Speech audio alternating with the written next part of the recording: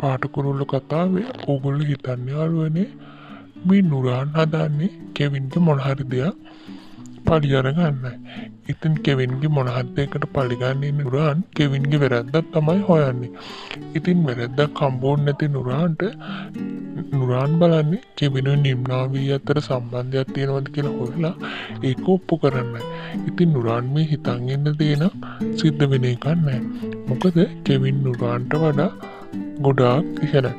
ඉතින් කෙවිනුයි නුරානුයි මංජිතයි අතරේ පොඩි ගැටුමක් තියෙනවා.